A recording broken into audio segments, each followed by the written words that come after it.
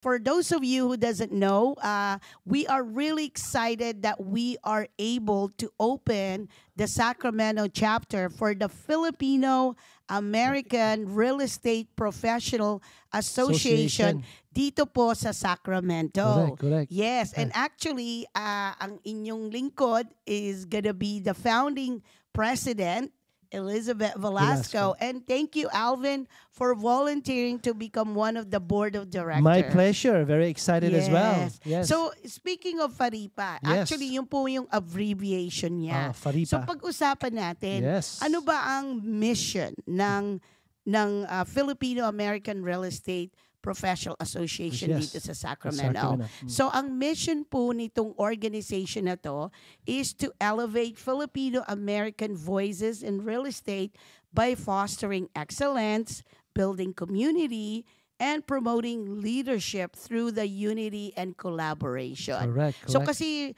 gusto nating magkaisa-isa ang mga Pilipino at magkaroon tayo ng tinatawag na representation. Correct.